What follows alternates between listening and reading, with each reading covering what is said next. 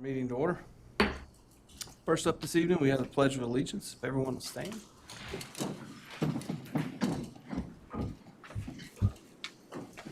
Pledge allegiance to the flag of the United States of America and to the republic for which it stands, one nation, under God, indivisible, with liberty and justice for all. Thank you, everyone, and welcome. First up this evening, we have approval of the agenda. If everybody's had a chance to look at it, and then there's no changes to be made, I'll seek a motion. Motion. And a second. All in favor? Aye. None opposed. Moving on down to our minutes, we have 4 sets of minutes. One from February 13th, our closed session special meeting, special budget retreat minutes from the 17th, public hearing from the 17th, and a regular meeting on the 17th. If everybody's had a chance to take a look at those and there's no changes to be made, I'll seek a motion for approval. And a second? Second. All in favor? Aye. None opposed. Moving on now to administrative reports. This evening, I have nothing to report. Any other commissioners have anything to report this evening? I just came from a TWASA board meeting, and I'm learning some really good stuff there. And I just want everybody to know that even myself, there's been a big misunderstanding with TWASA and where their levels have come down to, their charges and how they've gotten to them. So my hat's off to Daniel Mannering and his staff for what they've been accomplishing. Turn it over to Kevin Keating, the county manager, for his report this evening. I don't have a lot tonight. I do have, I did want to talk a little bit about the Center for Domestic Peace project. That project is continuing. They're waiting on a specific, I think, door opener, and so that's taken a little bit longer. But they are on the final push. It will probably be somewhere around April 1st. And then also, you know, a lot of our projects are coming along at the fairground facility. All the plumbing has been completed. The bathrooms are now about 50% done. And then the electrician started yesterday. So that is about a 4-week process. And the HVAC should be in there this coming week. So all of that is really moving a lot faster right now. So that's all I have for tonight.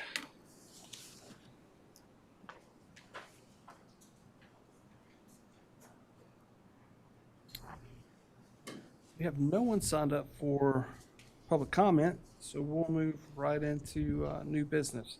And item number 1 tonight is the Cherokee Water System Expansion Project and the bid award. So with that project, we got a lot of bidders, 10 total. And the low bidder that's been certified is Ledford and Parker out of Hayesville, North Carolina.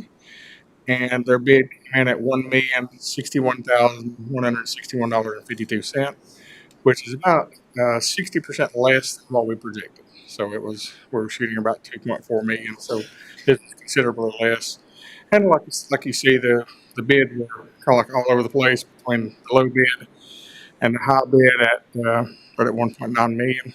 So, but it was very good and very competitive. McGill and Associates out of Asheville did a great job putting the project together. And at this point, I would recommend that y'all award this bid to Ledford and Parker. Are there any questions for Mr. King regarding this bid? If not, I'll seek a motion for approval. And a second? Second. All in favor? Aye. None opposed.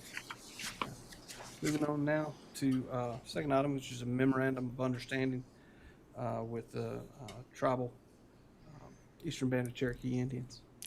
So with that bid award, the tribe has graciously partnered with us on this project, and they will be giving us 50% of the cost of the project total, up to $700,000, and that's basically a part of this memorandum of understanding.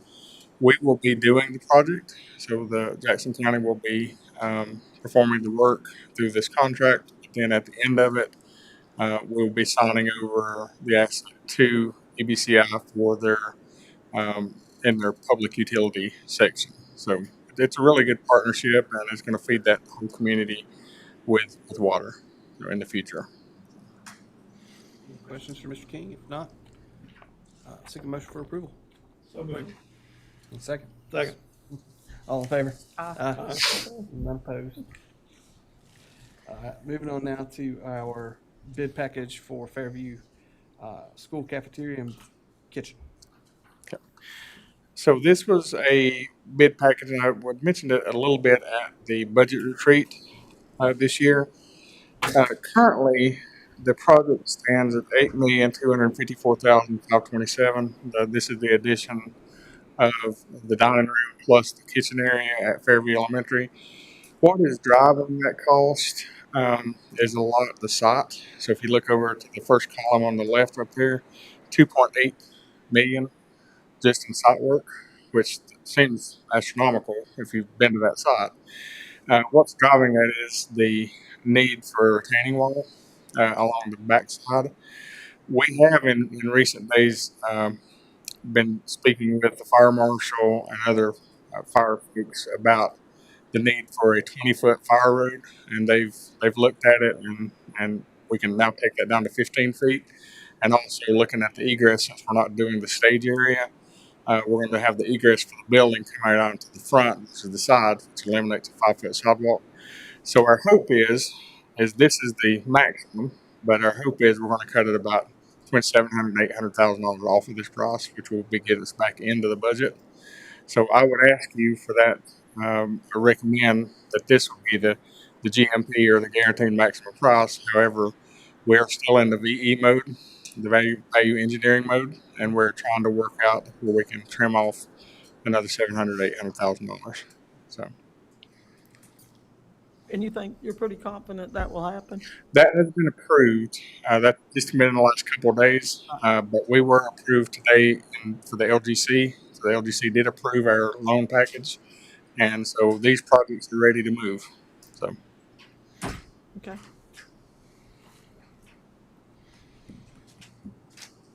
Any additional questions for Mr. King? I don't think so. If not, seek a motion So moved. and a second. Second. All in favor? Aye. None opposed. All right, now moving on to our last item on their new business, Fontana Regional Library amended agreement. Mr. King? yeah, this was brought up in January. Y'all had done an amendment for the regional FRL agreement with the other two counties, and then this was the amendment to the amendment that was brought back from the FRL board, and then we put it out for display for the 30 days as per the agreement, and now it's for your consideration as far as concurring with FRL board amendment. And this is where the county will get back somewhere around a little over $1 million. That's correct. Good deal. Any questions? Take a motion. So moved. Second. All in favor? Aye. Aye. None opposed. All right, any questions this evening, Leslie? We do have a need to go into closed session this evening for real property. Is there a motion to go into closed session? So moved. And a second? Second. All in favor? Aye. None opposed. We are in closed session.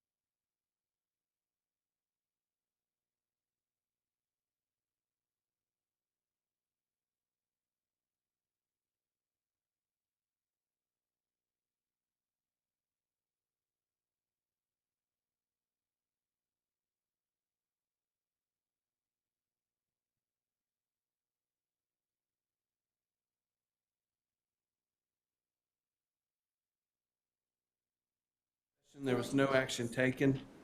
With no further business in our regular meeting, is there a motion to adjourn? So moved. A second? Second. All in favor? Aye. None opposed? We are adjourned.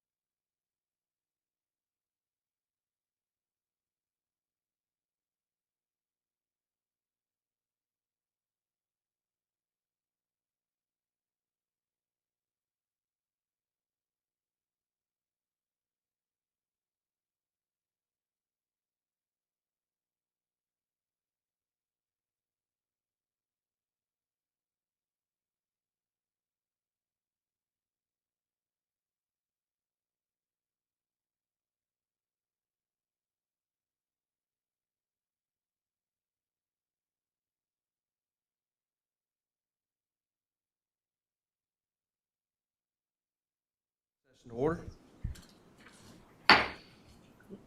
First up this evening, we have Cashers Area Chamber of Commerce, Executive Director Susan Sapienza. Yes, hi there. I'm Susan Sapienza. Good evening, Chairman and Commissioners and County staff. I appreciate the Commissioners' decision to include in-person presentations for this nonprofit grant process. It reflects thoughtful stewardship of public funds and strengthens our partnership with the county. In southern Jackson County, without a municipal government structure, economic development operates through partnership. And the Chamber plays a connective role in those partnerships. We work directly with small business owners across Cashers, Glenville, Sapphire, and Lake Toxaway, providing hands-on leadership development, workforce skill building, and practical economic engagement. We do not duplicate the county strategy. We bring it to the ground level. And today, I'm requesting $25,000 as a targeted investment in small business capacity and rural workforce development with measurable outcomes and documented community support. All right, so now. Oh, I did it, okay. All right, so the Chamber, we represent approximately 400 member businesses and organizations across southern Jackson County. The majority of those are small employers, many with fewer than 10 employees. We operate in a tourism-driven economy where service quality, workforce stability, and leadership capacity directly influence economic performance. In rural communities like ours, small business owners often serve simultaneously as the manager, the HR department, the marketing director, and the financial officer. And when those leaders are well-equipped, their businesses are more stable. When their businesses are more stable, jobs are retained. And when jobs are retained, our year-round economy is stronger. This proposal is not about expansion for its own sake. It's about strengthening the leadership capacity and the workforce resilience of the businesses that are already here. As part of preparation for our Chamber's Board's strategic planning retreat, I surveyed 17 stakeholders and community partners across southern Jackson County. 14 organizations responded, and in several cases, more than one representative participated, resulting in 18 total responses. And a dominant theme across those responses was clear. Stakeholders want the Chamber to more intentionally strengthen support and promotion of local small businesses. This initiative is a direct response to that documented input. So again, small businesses are what power our local economy, and most employ fewer than 10. So Elevate is a new program that I'm wanting to implement through these grant funds and is a result of that survey and how to support the small businesses. Elevate stands for Equipping Local Enterprises with Vision, Action, and Targeted Education. So we want to build on small business resiliency and workforce initiative developed in response to Hurricane Helene and stakeholder feedback calling for more intentional support of these local small businesses. A key part of this project focuses on helping small businesses better prepare for emergencies. The Chamber will not create new disaster plans. Instead, we want to bring together existing partners, including the Glenville Cashers Rescue Squad, our volunteer fire department, local churches, and the county emergency management, to better connect them with the small business community. Through guided meetings and simple continuity templates, practical tools, and hybrid access, will help translate these regional emergency planning into clear, actionable steps that business owners can use. Southern Jackson County has no municipal government structure and no centralized business recovery office. The Chamber plays a unique connective role in ensuring small business owners understand available resources that protect jobs and operations during future disruptions. So beyond the disaster coordination, Elevate will deliver practical leadership development directly tied to resiliency, including the workforce retention strategies like HR compliance. We have someone lined up to give a good overview with the One Big Beautiful Bill Act has a new overtime tracking that a lot of our small business owners may not know about or even how to implement that. Financial literacy, health insurance navigation, digital presence management, a bilingual workforce communication is already lined up, and participation in the North Carolina State's Rural Works internship. So last year, the Chamber, we partnered through grant dollars that we received last year from Jackson County. We partnered with North Carolina State's Rural Works program, and we hosted a business student intern. That experience demonstrated the value of placing high-performing university students in rural communities. The intern contributed meaningfully to marketing systems, operational support, and strategic initiatives within the Chamber. Building on that success, we're seeking to formalize and expand this effort. Our goal is to continue hosting interns at the Chamber while also serving as a connector to facilitate placements within our member businesses when appropriate. This allows Southern Jackson County to serve as a viable rural placement site, introducing talented students to meaningful career paths in Western North Carolina. And over time, we would love the opportunity to collaborate with additional UNC systems, including Western, to strengthen and replicate this rural internship model across the region. This is not simply a summer program. This is a long-term workforce pipeline strategy. So the requested $25,000 would be allocated across 4 targeted areas. First, the development and delivery of the Elevate program for the small businesses, including curriculum design and the facilitator support. Second would be providing virtual and in-person access so more business owners can join. Third, coordination and expansion of the internship program, including placement within Southern Jackson County businesses. And fourth, program materials and structured impact reporting. This ensures the funds are used in ways that directly improve business operations and workforce stability. And this initiative includes clearly defined outcomes and measurable impact. We anticipate 6 to 8 structured sessions annually, serving 15 to 20 participants per session, resulting in approximately 90 to 160 participant engagements each year. However, if we take the disaster plan and even replicate it for our community members as well as our business owners, I think the impact is even greater. So we plan to track the internship placements through our Rural Works program, and we're committed to the transparency to provide a year-end outcome to the county. So this initiative aligns directly with Jackson County's priorities: strengthening economic development, supporting small business stability and growth, expanding workforce capacity, and ensuring measurable outcomes through structured programming. Southern Jackson County does not operate within a municipal government. It operates through partnership.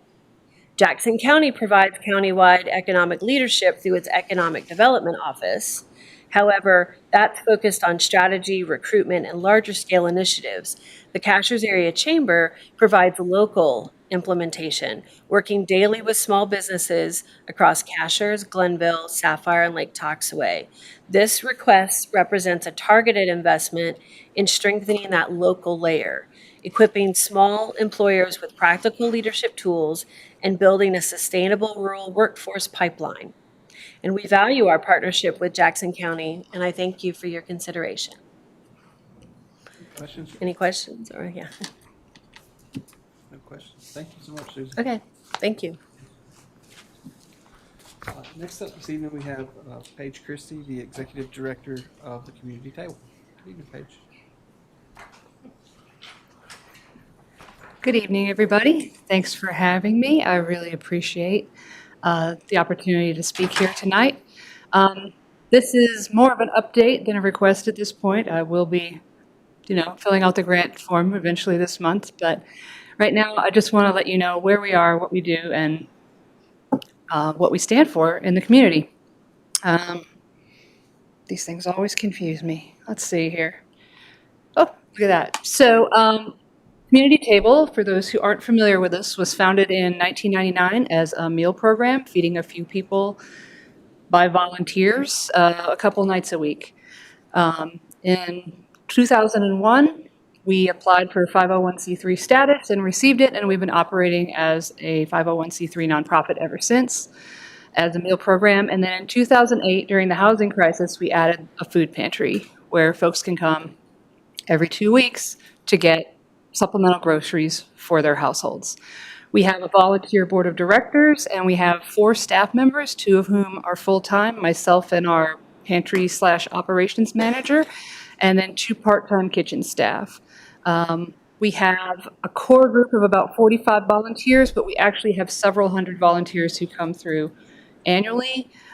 People from out of town who want to do something locally to support the community that they're visiting. Lots and lots and lots of college students from Western and Southwestern, high school students. We also partner with the county for folks who end up in the court system and have community service hours. And a lot of the folks who've come to us for community service hours have actually become full-time volunteers throughout the years. Our volunteer base is core. During Halloween, we actually had a former Western student who was a volunteer who delivered one of the first tractor trailer loads of food to us from Georgia when he saw what was going on, and none of us around here had any communication and even knew how bad it was. He rallied the troops in South Georgia and sent a truck up 441 with food to the community table for us to distribute. So our volunteers and our student network link to more than just this community, and we have a reach that has impacted a lot of folks.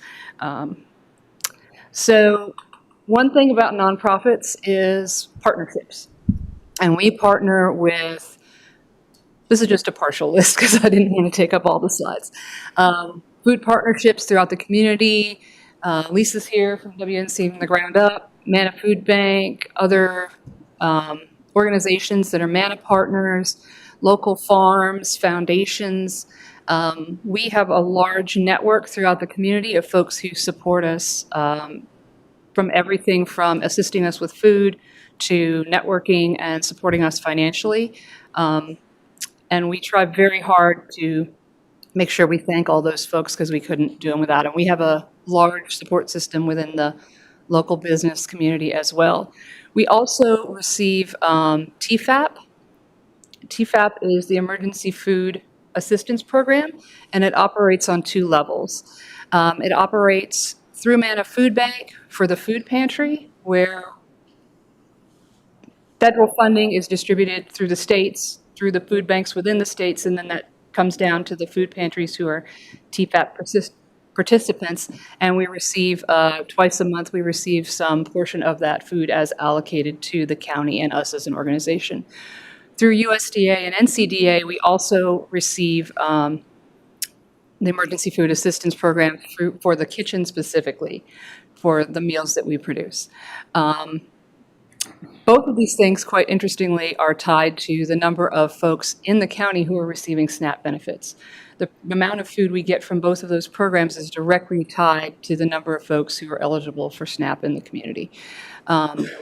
We partner with Center for Service Learning and Engagement at Western, Southwestern Community College Nutrition, all different kinds of folks as state and federal partners. And this is the slide that I wanted to spend the most time on. So these are our numbers from 2020 to 2025. 2020, you can see the stacked values, meals, pantry participants, number of children we have in the program. And that was year 1 of COVID. 2021 is when the federal financial and state financial assistance kicked in for folks who'd lost their jobs and support. And then as that phased out in 2022, our numbers started to climb. And they climbed gradually again in 23. And then 2024 reflects Helene. 2025, unfortunately, the number of folks we are serving is back to COVID numbers in the community. And our fastest growing demographic in the community are 2-income working families with children. I did not have the numbers for February when I posted this, but I've since run them January and February. Our meal program is running about even for what we did in 2025, year over year, January, February. Our food pantry numbers in just January and February 2026 over 2025 are up 14% participants in the county. And we are a county of about 45,700 people.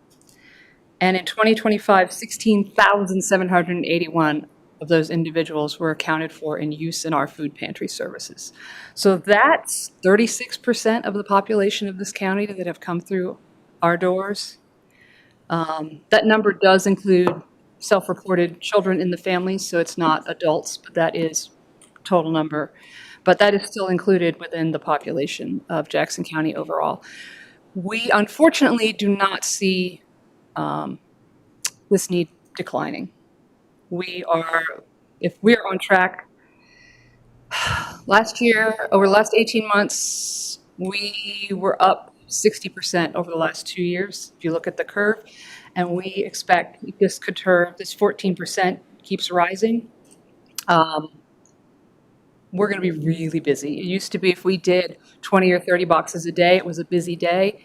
Now we're doing 40 to 60 easily every day of food through the pantry. So all this to say, be glad we're here. We run this on a shoestring budget. Our annual budget is about $400,000, give or take. And we do all this on that, and that's with 2 full-time employees and 2 part-time employees. So we really appreciate the support that Jackson County has given us in the past, and we will be asking for it again. But I'm also here to answer any questions you might have regarding our operations and how we spend our funds or anything else you might want to know. Any questions from the board? Thank you so much. Great presentation. Moving on now to Friends of the Jackson County Greenways and Board Chair Leanne Young.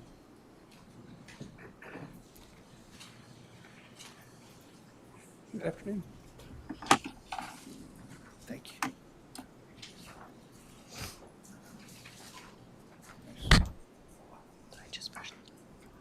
Forget it. Good evening, Commissioners. As you can see from our representation here today, we're an engaged and hardworking volunteer board I'm Leanne Young, Board Chair to Friends of the Jackson County Greenways, and I'm joined by fellow board members Jay Spiro, Jennifer Hinton, and Robin Tanner. We begin with gratitude. Because of your continued investment, the Jackson County Greenway is a thriving public asset that residents use and value every day. So thank you. Greenways in Jackson County have always been more than pathways. They improve health and enhance quality of life. We are deeply grateful to partner with you in building and stewarding this resource.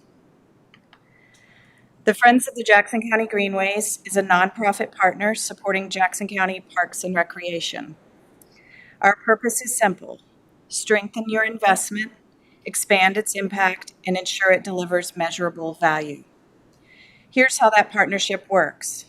We multiply public funding by securing private dollars, grants, and volunteer support. We provide volunteer labor, educational programming, and fundraising that advances projects beyond what public budgets alone can cover. Every volunteer hour and every private dollar protects and grows the county's investment.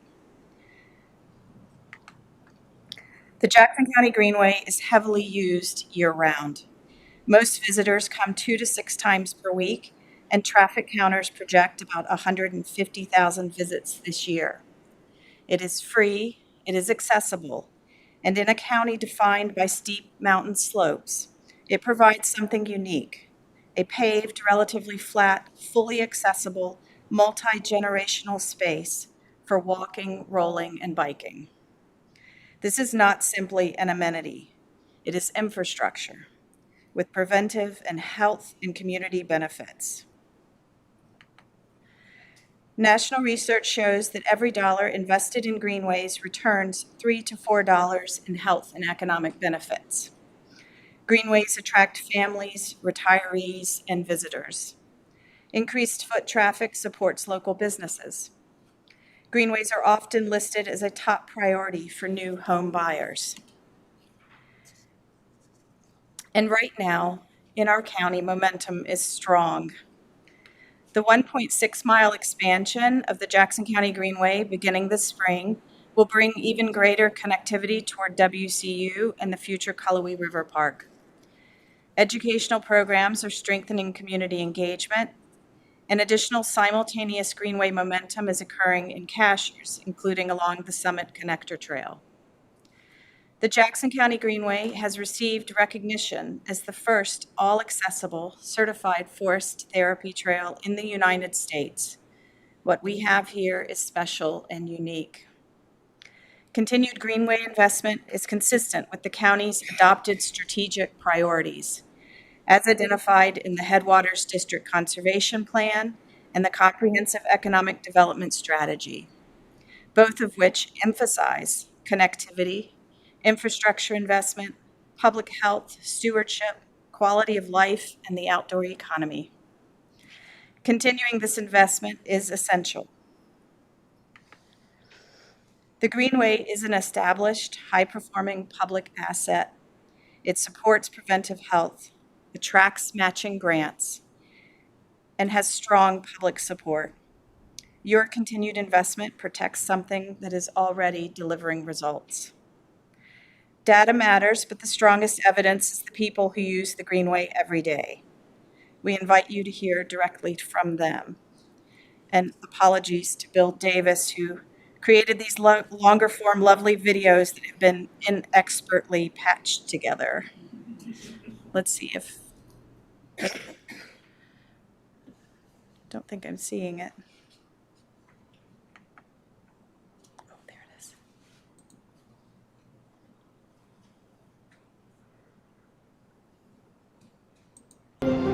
The Friends of the Jackson County Greenways, along with the Jackson County Parks and Recreation Department, are true advocates for this gem right here in Jackson County.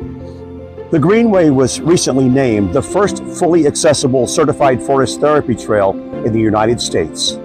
Spending time in nature along the trail is good for both your physical and your mental health.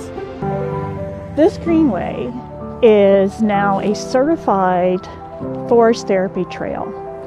It is the first all-accessible certified forest therapy trail in North Carolina and in the United States. And what I mean by all accessible is that the grade of this trail is very easy to almost flat.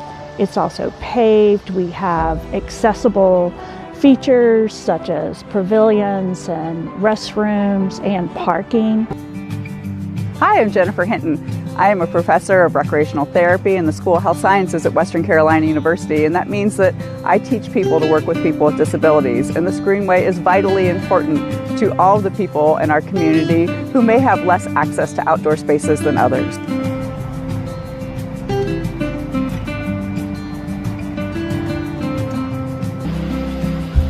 This greenway has provided health and wellness opportunities to so many people in our community who may not be able to access the other beautiful outdoor spaces that we have. And we are so excited that it's going to be extended so that they can do more of that. We've currently acquired enough property to do about 1.6 miles of expansion to the Greenway, which will be getting us closer and closer to Cullowhee and the university. And with some other grants that have been in place, we'll be able to almost connect all the way back into the rec center. So just that connectivity for all folks and users in Jackson County of all ages is very beneficial. We've been able to track numbers over the last few years, and I mean, you're getting over 100,000 unique tracks at each end of the Greenway through probably 7 months this year. So we're probably on track for 150,000 people that's visited the Greenway. So heavily used, nice return of tax dollars for people to come out and enjoy the nature here. Just a beautiful spot. When we speak to folks about the Greenway and what they find special about it, inevitably people will ask, when is it getting longer? We really want to see that the plans are becoming the places that people can love. Well, I try to walk it the entire length at least 4 times a week. So you're looking at about 8-10 miles depending on your activities before you get here, of course. And we should be glad we have these kind of facilities to be able to relax in and enjoy, and hopefully more people get involved and it'll become a bigger community project and there'll be more of them. Just good exercise. To me, it's exercise and socialization. Motion is lotion, and you get to about 70 years old and all of a sudden your body starts falling apart, and you get here and it makes you move. It really does, because it's an enjoyable place to be. We are Full Spectrum Farms, and we are a farm here in Cullowhee, and we serve those with autism. Our mission is to help make their lives make them better. It gives us an opportunity to get our clients out in nature. They need exercise, they need to be out in nature. It's a safe space for them. They feel comfortable. It's very predictable. They know where all the plants are going to come back next year. I'm Maggie Clement. I'm a junior at Western Carolina studying recreational therapy, and I enjoy the Greenway because it's a way for me to relax and detach and enjoy the beautiful nature that we have here in Cullowhee. It's so good to see you. Yeah. It's so fun to see you. Wow. It's great. It's a great day to be out. It is a great day to be out. It really is. Yeah. Is there anything better than the Greenway? I don't think there is. There's a huge economic impact to the Greenway in Jackson County. There's been studies on all this for greenways around the country, but just having a greenway in your community brings people to the community, not just local people, and they spend money, they stay overnight, they buy gas, they go to restaurants, and sometimes they'll bring their company here because of the standard of living and the amenities in the community, and the Greenway is one of them. Walking regularly on the Greenway, I've made some new friends, and we see each other at least once a week. And the last time I walked, I came upon a 90-year-old woman who was walking by herself, and she said she believed in walking was the way to stay young. We love each other. The best money the county's ever spent.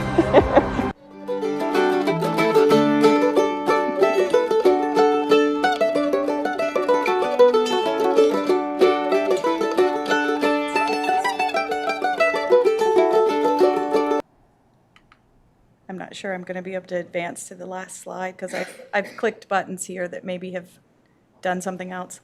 Thank you. It's that last one. Yep. In closing, thank you, commissioners, for your vision, your stewardship, and your partnership.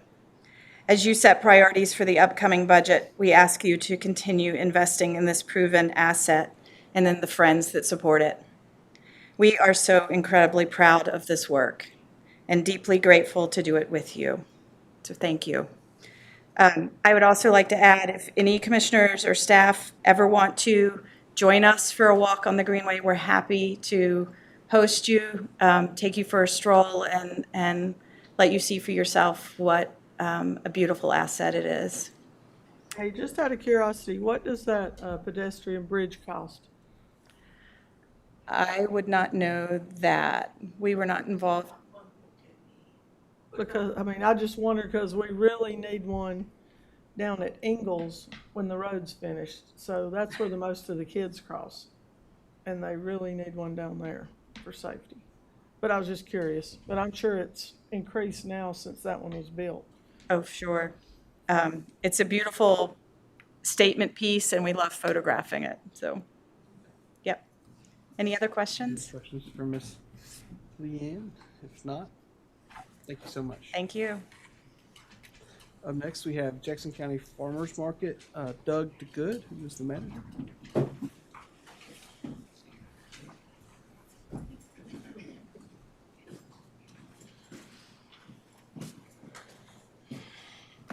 Good evening.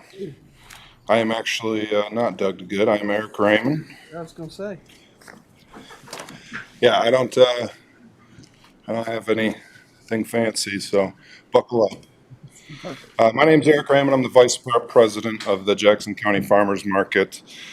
We at the Jackson County Farmers Market would like to thank you for your previous year's grants and the opportunity to speak to you today about our upcoming grant with a requested value of $10,000. The mission. The Jackson County Farmers Market's mission is to provide a safe, pleasant, educational venue for residents and visitors to access locally grown and produced food products, handicrafts, and artwork that showcase our region's unique culture and history, to foster economic opportunity for our vendors, and to collaborate with other public and private organizations to promote greater understanding of food and health issues through information and resources. A little history.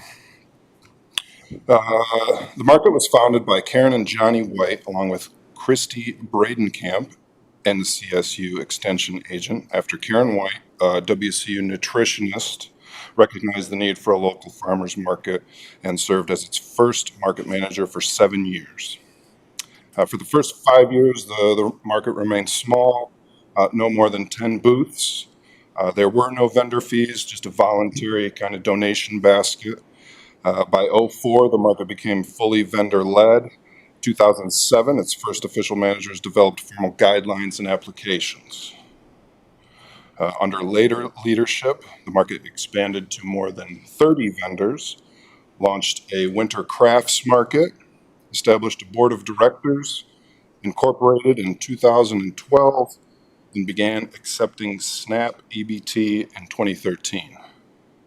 Today, the Jackson County Farmers Market continues to serve as a vibrant Saturday gathering space at Bridge Park in downtown Silva, supporting local farmers, artisans, and the community. And we still have 2 vendors from the original market. Mr. Neil Dawson, who is also a board member and has joined us today, and Miss Kathy Calabrese. Our in-season vendor list hovers around 25, bumps up to 30 plus some weeks with drop-ins and things of that nature. Tourism and business growth. The Jackson County Farmers Market is a spot often visited by tourists who are trying to explore local culture, crafts, and produce. These tourists often make a morning out of it, exploring downtown, grabbing a coffee, having lunch, visiting our many great downtown businesses and retail shops. Our newest sponsorship brochure provides a map of all things Jackson County, promoting hikes, waterfalls, greenway spaces, and of course, the local businesses for visitors to discover while in the area.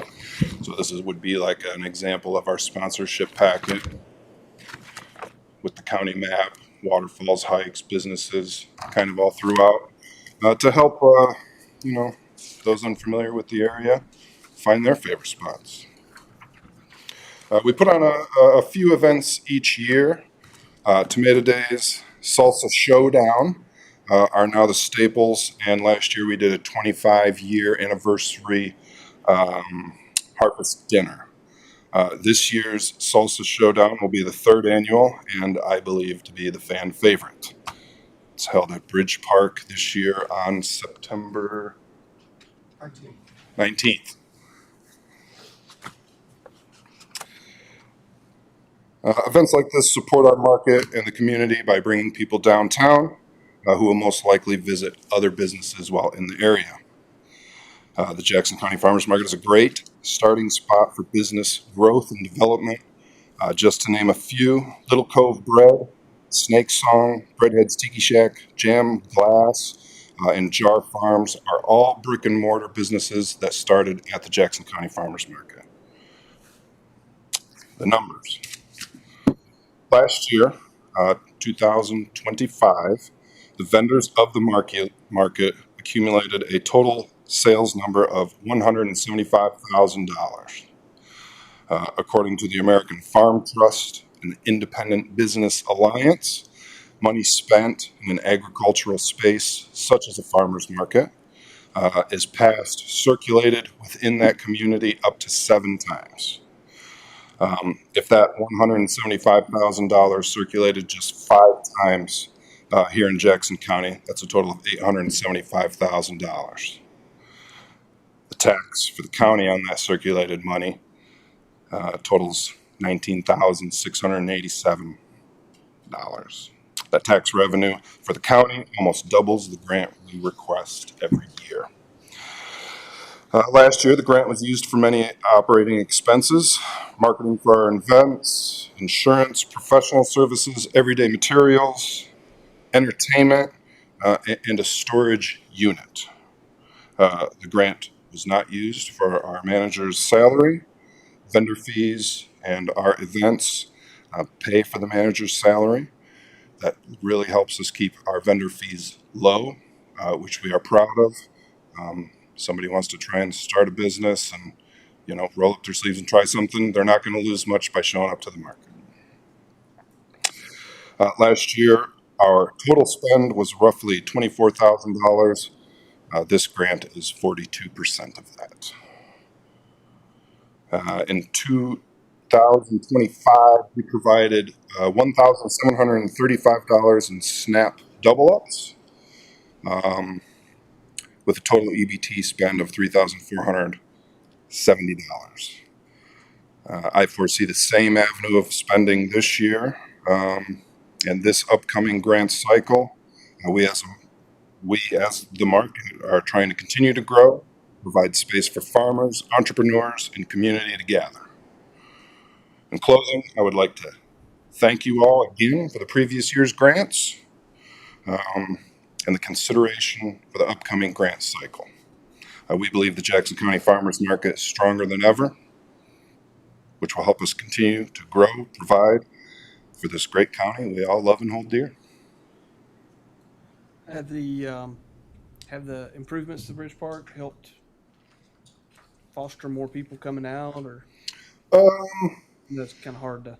I think the parking, so we're kind of switching sides over there, and I would say yes, and I understand there's plans along the river, or along the creek there. They're going to rip out all the trees and do some landscaping in there. But overall, the park is continuing to look better and better. So I would have to say, yeah. Questions? You guys want one of these sample pamphlets to look at? I've also attached some letters of support from local businesses. Jackson County Farmers Market Thank you. as much as we do.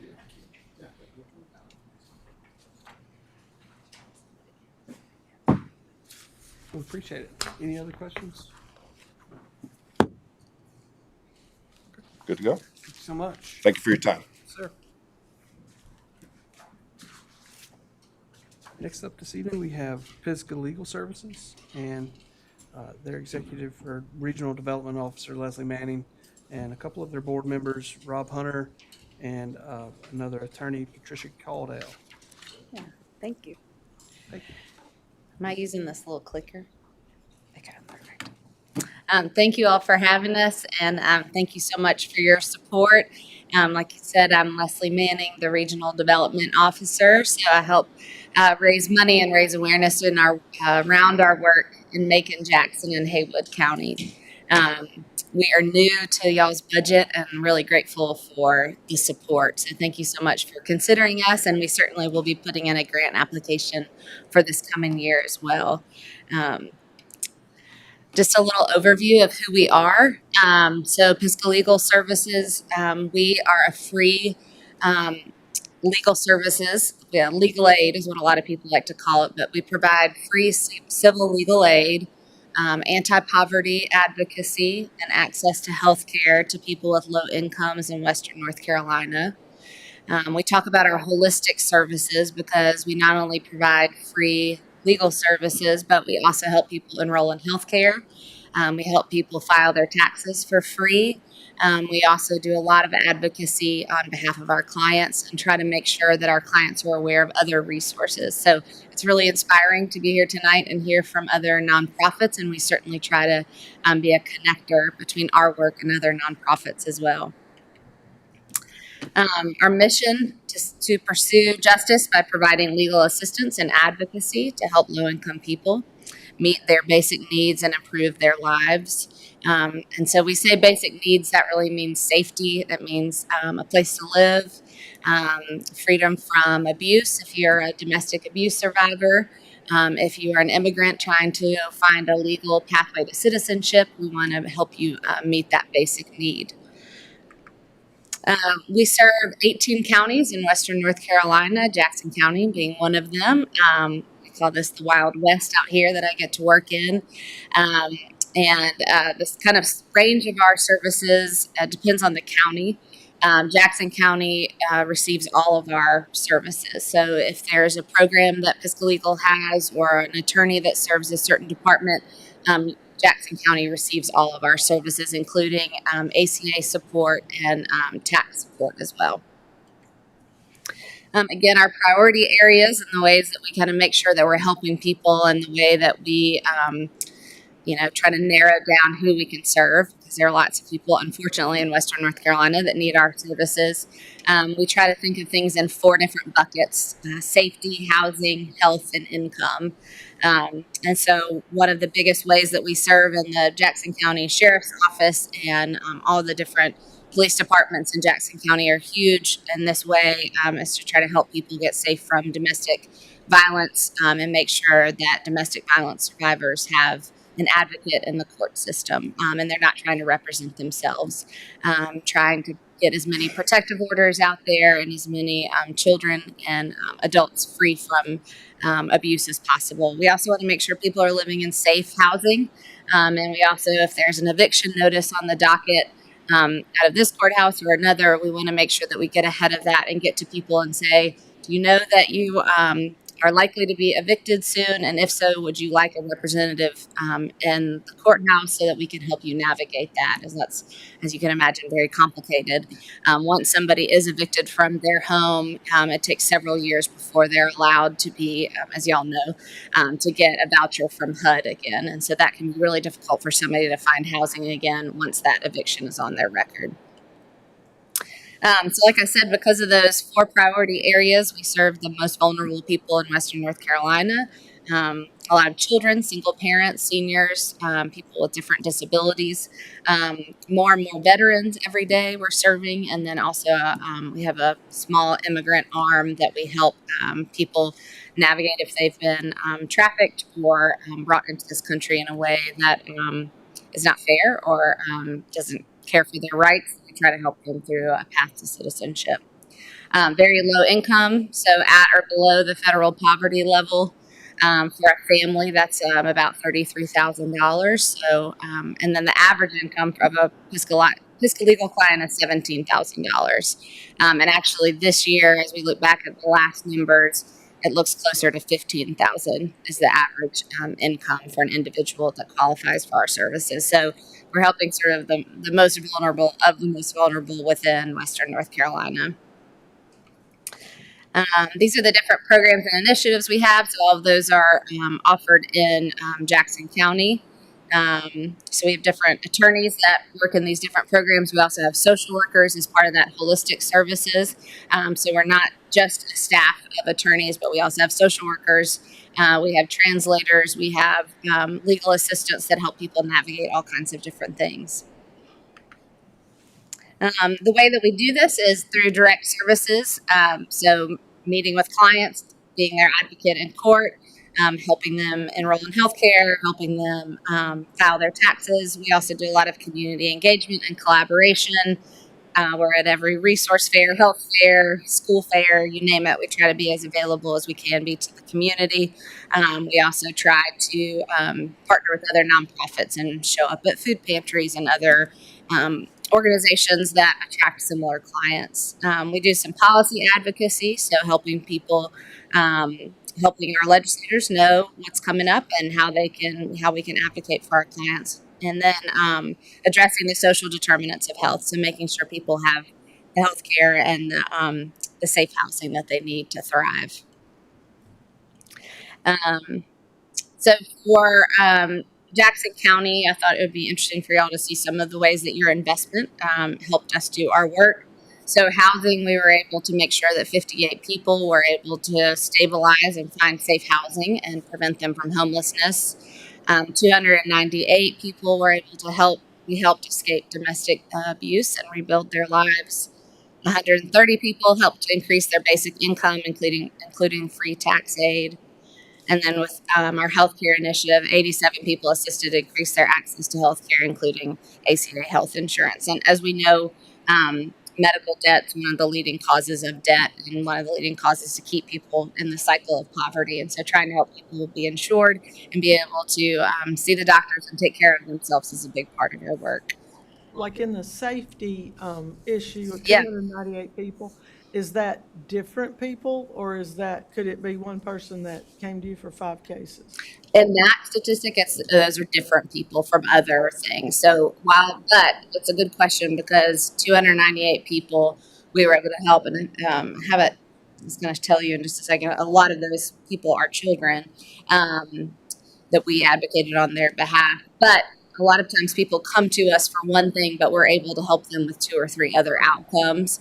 And so they might come to us to get a protective order, but what ends up happening is we also help make sure they're in safe housing. And then we might also make sure that they get health care, or we help them file their taxes so they can get that child income tax credit and be kind of up to date with IRS. So in that number, it would just be for the domestic violence, but we do help with 2 to 3 outcomes. Like, where would you come in? Like, I know of a person that was raising some kids, and how do you come in with here? Because for 3 years, they tried to go to here and get help, and they're from here. Mm-hmm.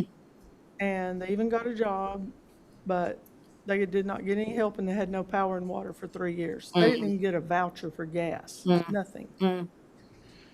So how do you help out? Should they come to you if people run into something like that instead of just dealing with here? Yeah, absolutely. Yeah, so I tell people all the time, and our staff tells people, our board members tell people, just contact us, apply for our services, because even if we can't help them directly, we have a huge this database that we've been working on of referrals, places we can connect them to. And because of some of the state and federal funding, we had to cut back some of our social workers, but that's something we want to definitely bring back into our work. So we still have social workers, but we need more for that very reason. A lot of times people, especially if we can't help them, if there's not a legal matter for us to solve, we still want to be able to provide assistance. And so that's when our social workers are so key, because then they can help navigate and find another resource for them So absolutely. So even if we're not sure that they qualify for our services, I would say apply, because we can connect them with something else or make Right, I got you. recommendations. Okay, yeah, I'll keep that in mind because it was an odd situation. I mean, and they were local. Yeah. And they wouldn't help them. And then when they did make them appointments, it was during their work schedule. Yeah. So they had to leave work. Yeah. Their work did not last all day. Yeah. Yeah.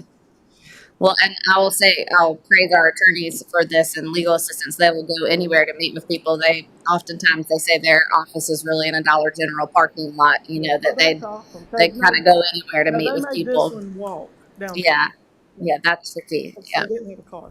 yeah, absolutely. Well, yeah, I mean, if you're kind of dealing with the most vulnerable population, odds are trying to get to an office during business day, that's really difficult. I'm trying to raise 2 kids. Yeah, yeah, yeah. No, absolutely. I'm glad you asked that question. These numbers here, Jackson County or? This is Jackson County, yep. Overall, we serve 28,000 people in Western North Carolina this year. These are our Jackson County numbers. And Jackson County continues to be an area that we're serving more and more people. We're trying to make sure it's well-resourced and we have enough staff out here to reach all the needs. You work closely with local DHS, health department, and the state. Yep. We were just with one of our legal assistants today, and he just met with the DSS director, and was talking about different ways that we can work with them, and they can be a referral point for us. And I will say the courthouse is really wonderful about clerks in the courthouse are really great about telling people about us, because they really know that nothing makes a judge more mad than somebody trying to show up and represent themselves and not know what they're talking about, because who does? I mean, I wouldn't know what to say. And so you really need that advocate. You need that lawyer that knows the process, that knows what to ask for, how to file, when to file, all of those things. So we really want to get people connected with an attorney as much as possible. We talked about this a little bit, that just the challenges of what folks are facing, and especially in Western North Carolina, as we all know. There's a long wait for public and subsidized housing. There's also limited public and subsidized housing in rural Western North Carolina. An estimated 1 in 5 children live in poverty. There are more and more barriers that just make it difficult for folks to be able to access services. So we're trying to kind of get to folks before things get to be so dire that they are homeless or they are without an income or whatever that basic need is. 80% of low-income people face a legal wrong or challenge. That's a lot of people. So a lot of people that need an advocate in the system. Legal system, like we talked about a moment ago, is not set up for lay people to represent themselves, and the Constitution doesn't guarantee someone an attorney in a civil matter. So that's domestic violence, that could be an eviction, a housing issue, immigration. Those are things that are not, that's not a criminal issue, and therefore you're not given an attorney through the court system. We want to see people have a positive outcome in court. And right now, there's only one legal aid attorney for every 8,000 North Carolinians eligible for legal services. We are a private nonprofit. We work with Legal Aid of North Carolina.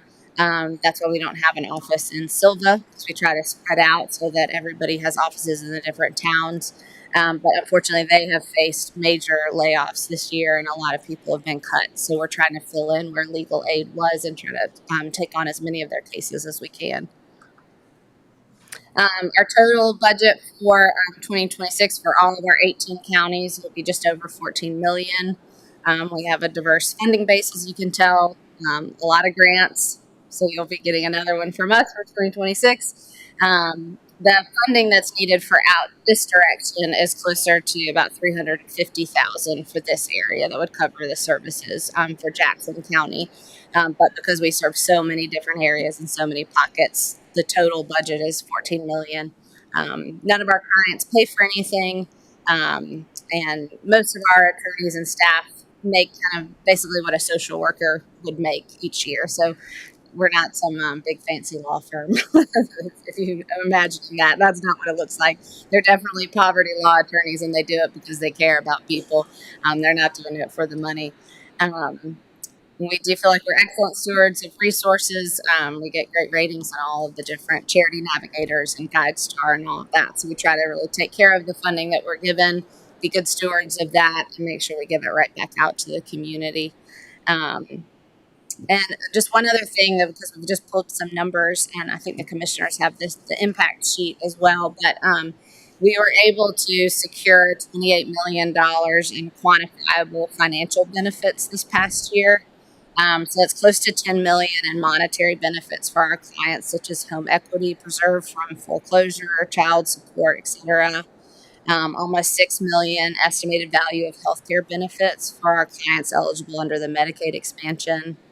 About $4 million in benefits for people with disabilities, over $3 million estimated health insurance premium tax credits, and almost $2 million estimated in Medicaid and Medicare benefits payable to our different medical providers around here.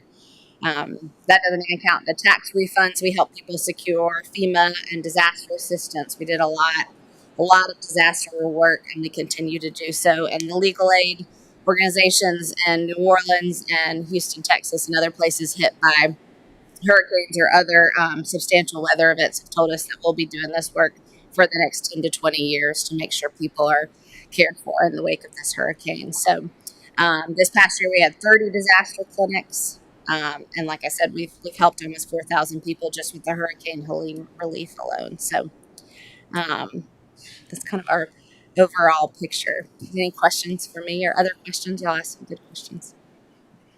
Questions? It's great. Y'all have done a wonderful job. Thank you. See y'all at events all over. Thank you. Do the people need to call you directly? And there's piscalegal.org. It's easy. Yep. With programs like here, do they call you for them ever or no? Yeah, people will call on a client's behalf. Once it becomes that they need to speak to their attorney, they would need to have a one-on-one conversation. But it is important to know that 30% of our staff are bilingual, and everyone who answers the phone or is a frontline staff person that screens calls speaks at least 2 languages, sometimes more. And if they don't speak the language that we need, then we have an interpretation service we can use. So we just encourage anybody to call or apply online. Thank you so much. All right. Thank you all so much for your support. Next up, we have Rolling Start and Cliff Fall. Lead to Cliff.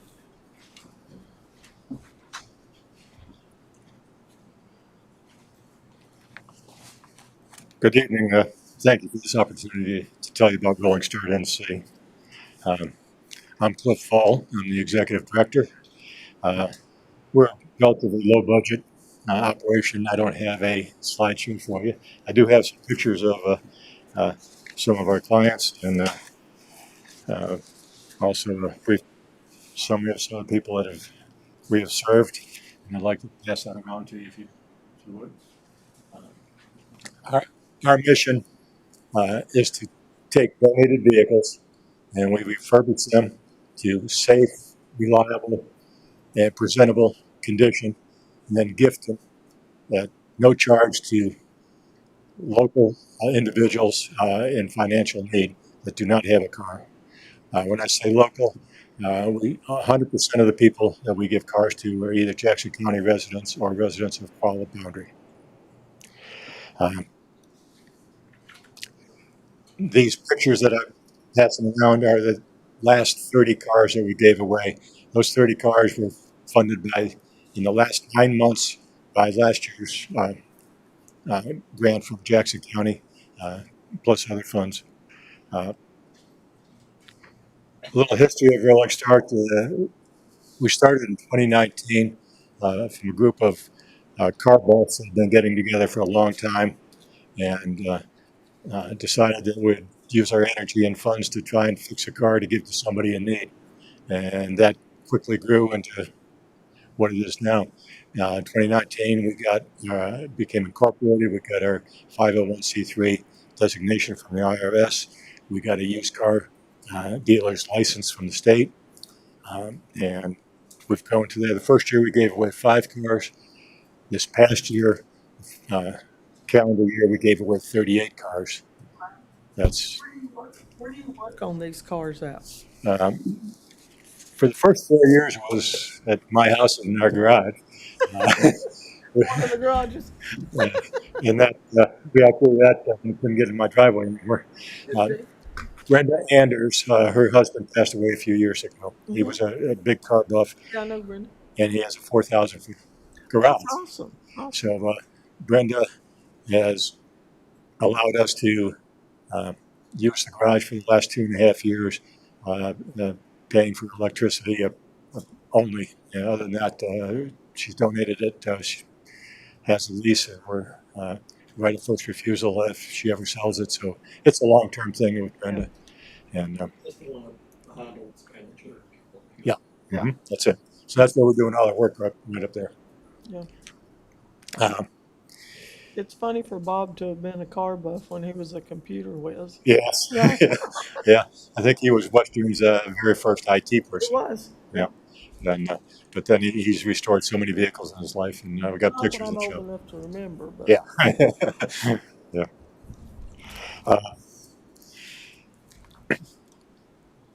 So a little bit more information about Deluxe Starters. We do have a auxiliary committee, is what we've designated them. Basically, this is another group of people that identify and vet the people that are requesting the vehicle to make sure who they are, that they that everything they're said is true, and they're worthy of a car. They're not someone who has 3 DUIs in the last 6 months or something like that. And that committee is made up by other local volunteers. That includes the director of Department of Social Services, the director of Department of Aging, another person from the Department of Social Services, someone from Center for Domestic Peace, a couple of people from Circles of Jackson County, someone from Sunrise in Cherokee, which is a rehab facility. And so these people get together physically every 2 months, but are often together either by Zoom or by phone, vetting the people that are applying. And when we're giving away 38 cars a year, that's a little bit of work for them. that's great. Some of the types of people that are receiving vehicles, largely the generational poor, people that have grown up in poverty and are still in poverty. Right. And as I often tell people, if you don't have a job, you can't afford a car. If you don't have a car, you can't get a job. So it's a vicious cycle. We're trying to break that. A subset of those people are the newly emancipated young people who have very little backing from their family. Most of us probably got your first car somehow from somebody that was related to you or got help from somebody. These people have nothing. Right. And to start off and becoming good citizens in the community, it's hard to do if you don't have a car. And so we've given several of those to these newly emancipated people.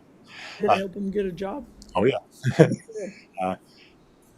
Two of them, one of them is an SEC, full-time and working part-time, and two others have gotten jobs. And one of them has recently upgraded after 3 years to another vehicle, different That's vehicle. awesome. So they're moving out and becoming good citizens. We also work with the Center for Domestic Peace. When somebody leaves a violent relationship like that, oftentimes they have nothing but the clothes on their back, and usually the kids, and that's it. Right. And so if we can help them get a car and get their life started and get out of that abusive relationship, and that is one of the bigger and more rewarding situations we deal with. Unlike some other nonprofits that do what we're doing, there's none in this area, by the way. It's Asheville is what I'm referring to. We also will help the disabled and the elderly, the retired.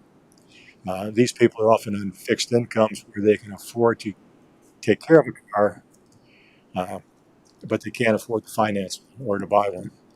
And so they become very isolated and dependent. And giving them a car allows them to get back out in the community and give to the community as well. So we deal with them too. So there's all kinds of people we're dealing with. We have a waiting list presently of over 40 people, and they're all Jackson County residents. So that's almost a year's worth of cars, and we're working. You know, we are basically all volunteers. We have 2 part-time employees working 15 hours a week is all. We have no other paid staff at all, and so we're doing this with volunteer work, and we've had great support for the community. One of the reasons we can do this is since the day we started, Napa here in town has given us all the parts at cost. Oh, wow. That's awesome. And that's been a huge benefit. We average about $1,100 a car, and what money we put into the car, to whether it's painting it or fixing it or new struts or brakes or tires. We've done engine transplants and transmission replacement, averaging about $1,100 a year. But that's on discounted parts with no labor.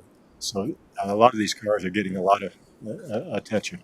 And we're asking for whatever funds the commissioners are willing to give us. And also, we've been supported by you the last 3 years, and we've also gotten 2 vehicles from your surplus. And if you have any in surplus that you're willing to pass on to us, we'd be glad to take them. The 2 we got, we've fixed up, and they're still on the road today for other people using. Sure. Any additional questions? Any questions? For people that might want to volunteer their time, Mm-hmm. are there opportunities? How would they do that? There's a phone number in those brochures. They can call me and we can set it up. And we can use all types of volunteers, from detailing or washing cars to mechanics to writing grants to anything. So we're very grateful. If anybody would, we could work with whatever skills they have and see what we can do. Good. If somebody's going to donate a car, what do you accept, and do you give them something like a Tax voucher. Because we are a 501c3, we can give them the paperwork needed to take a tax deduction. Now, in all fairness, it doesn't do any good unless you itemize. If you don't itemize, you can't take the deduction. Doesn't do you any good. There are 2 different forms the IRS has concerning. One is directly related to vehicles, and the other is non-cash donations. And we do all the paperwork and give them to the people so that they're able to take these deductions. We do accept basically any vehicle as long as we can get to it and get it on our car trailer. We don't have a rollback or anything like that. We Dogwood Hill Trust gave us a grant where we bought a car trailer with a winch on it 5 years ago. We're still using it. So if we can get to the car and can get it on the trailer, we'll accept it. If it is beyond repair, and many of these are, people have finally decided after 10 years they want it out of their yard.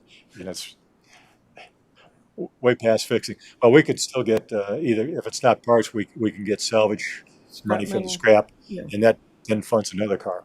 Right. So we'll take almost anything. We've gotten some real nice cars from the States, and families where a loved one is passed on and they really don't need the car, so they pass it on to us. Those are some of the best cars. They're still running and good, but we'll take about anything. And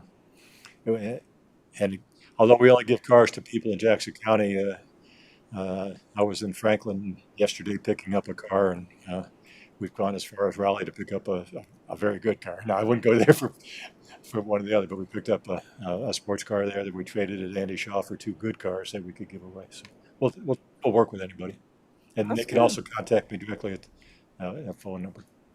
It's a good deal. Thank you for what you do. Any other questions? Yeah. Thank Tell you. Ellen hello. I will. See you. Next up this evening, we have State of Franklin Health Council and Lisa Loftus. Good evening, Lisa.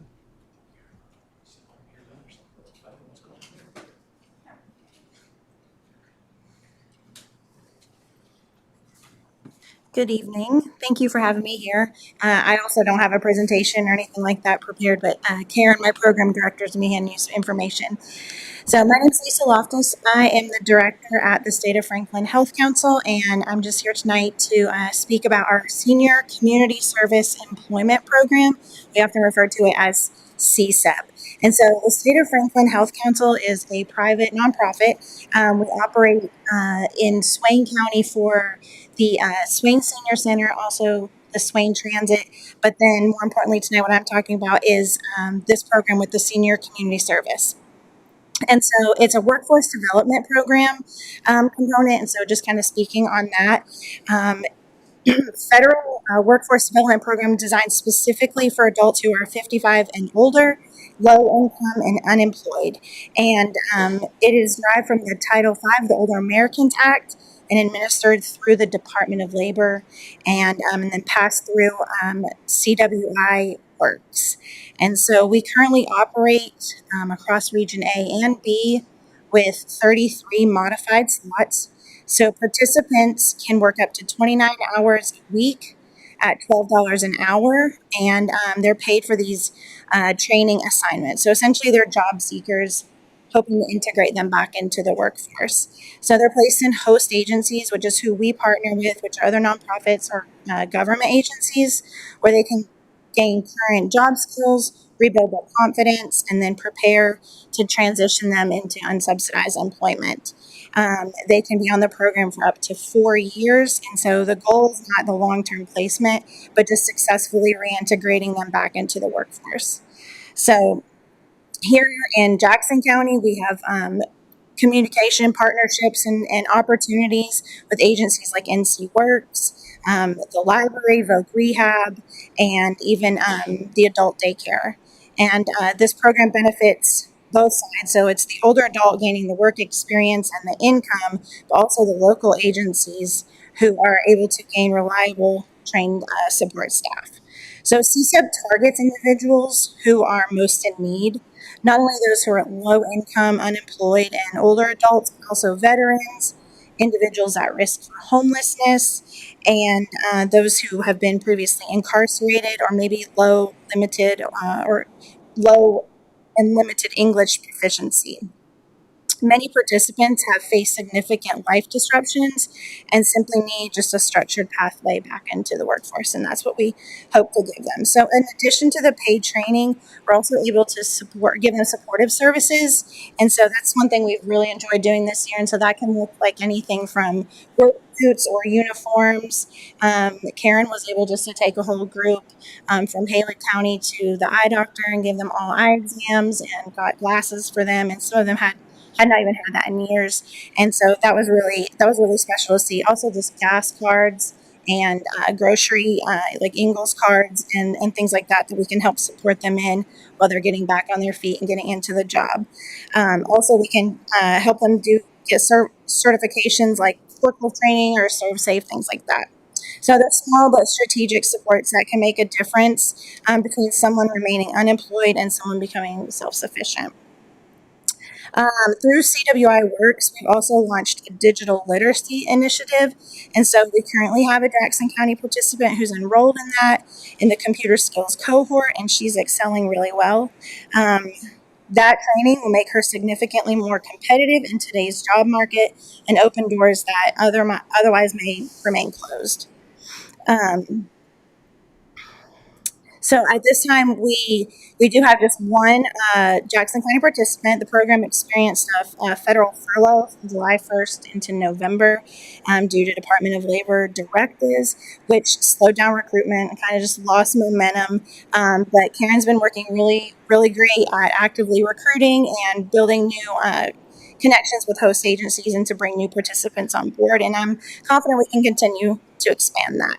So our request is for $5,000, which is an annual contribution that Jackson County would be giving as a non-federal match for CSEP. And so just those dollars being local, we can fully access, the federal funds that are allocated to Jackson County through our equitable distribution from the Department of Labor. And so it just sort of helps in that way. And it's not about charity, but it's about the dignity and giving these older adults the opportunity to remain productive and independent. So I appreciate your time tonight, and if you have any questions, I'd be happy to answer them. Questions from the board? So you work in how many? You work in how many counties? Region A and B. Yeah. Sorry. Any additional questions? Thank you so much. Thank you. Next up this evening, we have Westbridge Vocational and Joe Rigdon, the Chief Executive Officer. Evening, Joe.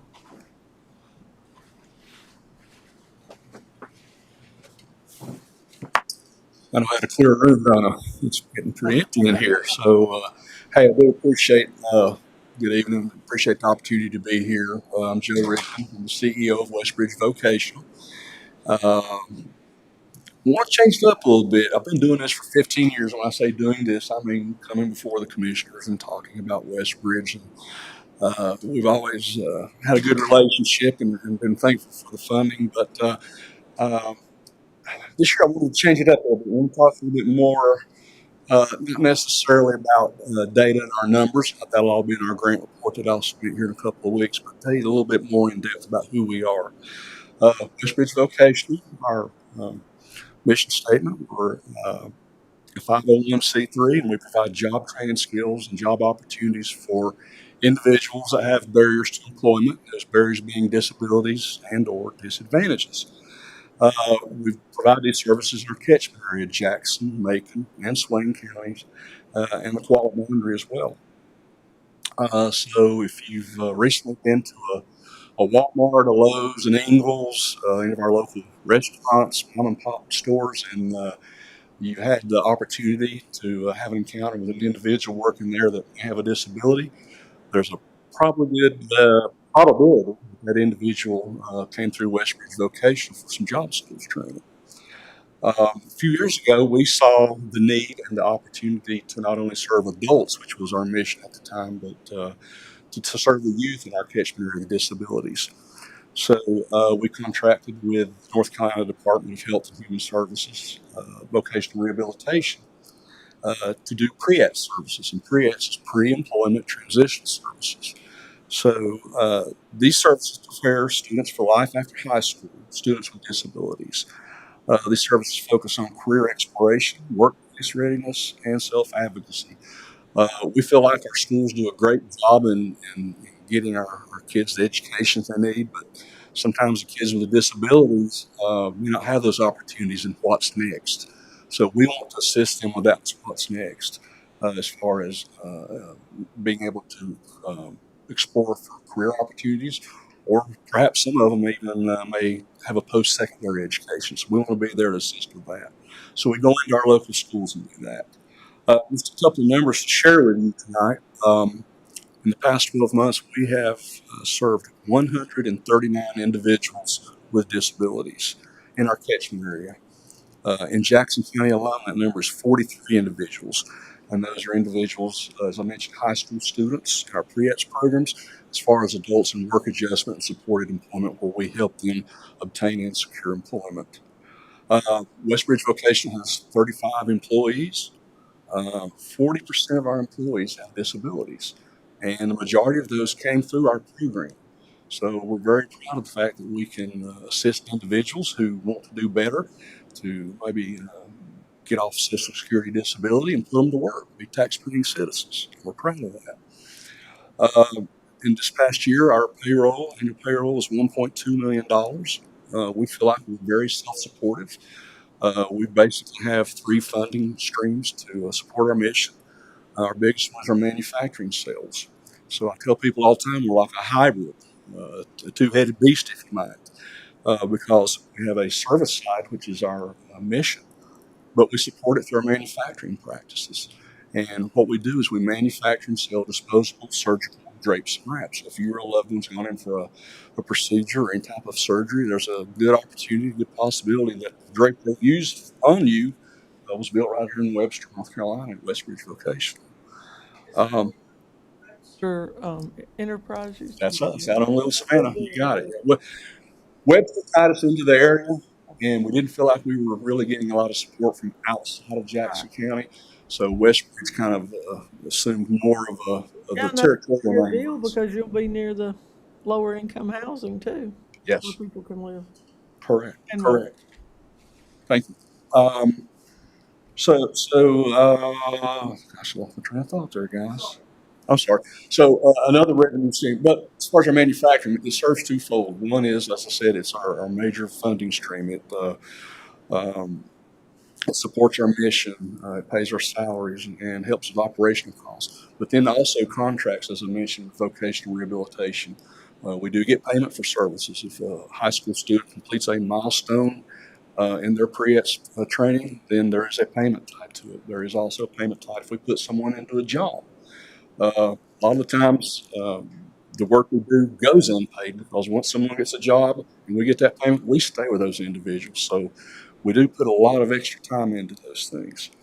And then grants. As a nonprofit, we are entitled to grants. I'm proud to tell you that in the past year, we finalized a 3-year grant that was actually supported by our county manager at the time, a few years ago when Manager Adams was in office. We did a grant in conjunction with SCC that brought in $1.5 million to Jackson County. $628,000 of that came to us, and we invested in brick and mortar and automation with machinery and equipment to grow our mission. And to grow our mission is to grow jobs and bring more work into Webster, North Carolina. So we expanded our warehouse, added new machinery and equipment, and we're slowly starting to see reap the rewards of our efforts for that grant.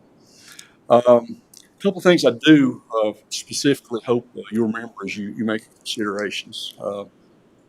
First is sustainability. When I say sustainability, I want to go back to 1976. So in 1976, there was a group of concerned parents in Jackson County that wanted a better way of life for their adult children with disabilities. And through their collaboration and their love for their adult children, that's Westbridge Vocational became. And as you said, it was Webster Enterprises. Before that, it was Jackson County Shoulder Workshop. But we've been in the same location, been in Webster, been out there at Little Savannah for the past 50 years. So this year is a big milestone for us, our 50th anniversary. We're very proud of that, to say that we've provided services in Jackson County for 50 years, and Macon and Swain counties and Cherokee for 50 years. I've never been a person that cared for bragging, and I don't brag, but to me that is a hell of an accomplishment. 50 years for a nonprofit to survive and thrive in rural western North Carolina, it says a lot. So it says, sustainability. We're here for the long haul. And just to add to that, to give you a couple of examples, back during COVID, I remember those terrible times when COVID first started. We pulled up our bootstraps and we went to work. One of the first things we did was we donated over 1,000 gowns to the hospital so that the staff there and the nurses and people tending to people with COVID would have some sort of shield and barrier and try to protect those individuals. Being a medical device manufacturer, we were also bombarded by contractors begging us to make face masks. If you recall, back in COVID, people were using handkerchiefs and everything they could to protect themselves. So we were one of the early ones that jumped in, and we worked with 2 contractors to provide face masks, and we sent them all across the United States, hundreds of thousands of them. And then, as I mentioned, we do medical devices, we do surgical drapes and wraps. 5 of our drapes and wraps were identified during COVID by the hospitals we serve and the healthcare providers as a necessity for people in hospital battling COVID. So when a lot of places were sheltered in and not sure about their future, as I said, we pulled up our bootstraps and we went to work, and we felt like we made a difference. I'd like to say the same for Helene. We can't take a lot of credit there. We were blessed. We did take on some water, like a lot of places around here, and it did impact our operations. The day the hurricane hit, we had just shipped $40,000 of goods to Asheville, thinking, nice payday coming in a week or so. Every bit of it was lost in the flood in Asheville. So, you have to start over. Again, you pull up your bootstraps and you go to work. We couldn't get trucks. We couldn't get materials in and out. We couldn't get people to pick up our goods after that for several days because there was an embargo in place. You couldn't do those type of things. But we sustained. We continued doing our services in the schools as soon as the schools resumed, and we continued our operations. Um, Partnerships is the other thing I hope you'll remember. I feel like we've developed many wonderful partnerships across Jackson County in our service area. The families and the caregivers and the consumers, the people we serve, they're like families to us. We've had family members that have become board members, volunteers, advocates, and even employees. And a lot of times, as I mentioned previously, the consumers we work with, we hire them. They're part of our family too, and they stay with us. The local employers, it's asking a lot when you work with an employer and you say, take a chance on this individual. We put good products out there. We do. We work really hard with those folks, and we make sure that we put a good product out there because we want our people to succeed. And we want this guy at English to call and say, wow, this kid did great. You got anybody else you can send our way? So we're very proud of their partnerships we've created with local employers, and we're blessed that they want to hire the individuals we work with. And as I mentioned, our schools, we're serving 6 high schools right now. We're at Smoky Mountain, we're at Franklin High School, Swain High School, Cherokee Central Schools, Summit Charter, and Highlands High School. And we're very thankful for those teachers, and particularly the parents that have the trust to let us come in and work with their children and try to help them carve out what's next for them after school. So very blessed to do that. And then I won't go into a lot of detail, but we've got great relationships with Southwestern Community College and Western Carolina University as well. We work with both of those schools on projects and programs that's been very successful. And then you've heard me mention before, there's a big camaraderie.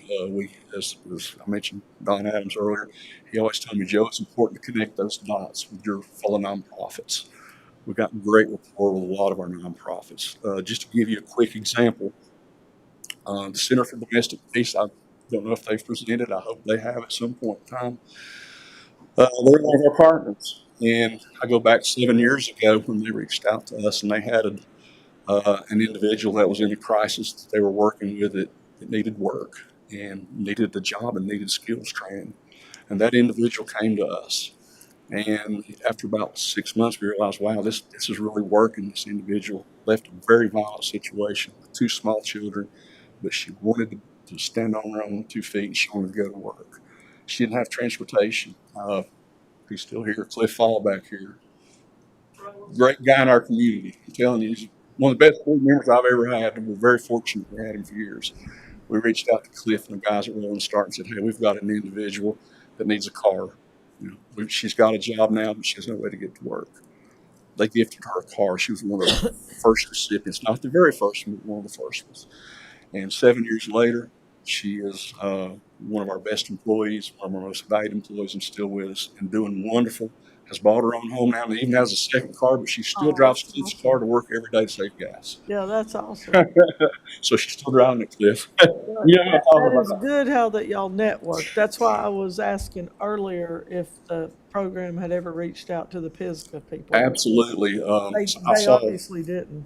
I saw Ms. West on video a while ago, and it made me think back to a time when we took a young man from Full Spectrum Farms, brought him in, gave him job skills training, got him a job at the casino working with his dad and his granddad, and they said he did so great. But the only thing was with the repetition with his disability is where he's going to rub the shine off of the silverware. They had to tell him to slow down a little bit. So those are some of the success stories. So it's been great. And then, of course, Jackson County. I want to say during my tenure of 15 years, we've had a great relationship with Jackson County. Jackson County's been very supportive. I won't lie, as a nonprofit, we've had some lean times, and I can remember several years ago where we came to Jackson County and said, we need help, and they backed us with a loan that, of course, we've satisfied and everything of that now. And then every year, Jackson County's also been very good to provide grant support for us. But I think we've reciprocated that, and just a certain recent example I want to share with you. Kevin, I remember reading in the paper at Christmas, one of the things you had outlined in the Silver Herald was some goals for the year, and one of them was child care, a big need for child care, and was going to really promote that and push that forward in Jackson County. And you folks may not be aware of it, the Southwest Child Development property out in Little Savannah, where they had an operation out there for years. Our organization gifted that property to them for the sole purpose of child care. No, I didn't know that. That's awesome. Gifted it to them. And so they closed operations Our economic development coordinator, Tiffany Henry, reached out to me and said, got a little bit of a problem. We want to buy that from Southwest Child Development to continue child care. But apparently during this deed transfer, all that quarter of an acre of that property is still with you guys. What can we do? You know, we want this. And it was the playground. You can't have a child care center without a playground. So what I do, immediately went to my board of directors. We had an emergency meeting, and the board approved that we would gift that to Jackson County. We weren't going to hold that over the county's head and say, hey, you need that and you're going to pay for that. We saw an opportunity to help our county, to help our community. And so that's what we did. We wanted to gift that to Jackson County. And I'll tell you, it's been really nice in the afternoons and during the day to hear the hammering and the work going over there, because I know they're getting it prepared. And we're really going to enjoy it when we can listen across that swamp over and hear those kids on that playground every day. So that's what we're looking forward to. That's really awesome, and I commend y'all for not taking advantage. Most people would have taken Absolutely. No, I mean, you know, we all work together, and it works out great. So, yeah, I hope you remember those things. The partnerships I just described into sustainability as you make your decisions. Haven't really got into a lot of our needs. I've been telling you how great we are and the good things we do, but like all nonprofits, we have needs. You know, we struggle to make ends meet, but we've done it for 50 years and we're going to continue to do it. And we're a gritty bunch and we'll hang with it. So I do appreciate your time. Appreciate you listening to me. And if you have any questions for me, we'd be glad to answer them. Thank you very much. All right. Thank you, guys. I appreciate it. Are you Cindy's son? Cindy, it's my mom, yeah. Yeah. You just worked with the house years ago. Sweet lady. Thank you. I agree with you. Finally, this evening we got Kevin King in a joint meeting with the municipalities. Last but not least. I just want to kind of have a little dialogue about our meeting next week with the municipalities, kind of coming up. Cliff, he forgot his pictures. Oh. Sorry, Kevin. Probably. You can keep it, Kelly.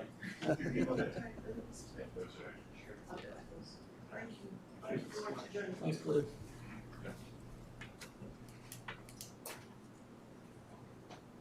Just wanted to kind of have a little bit of dialogue about any agenda items that you would like to specifically cover next week. It was really going to be like an open format.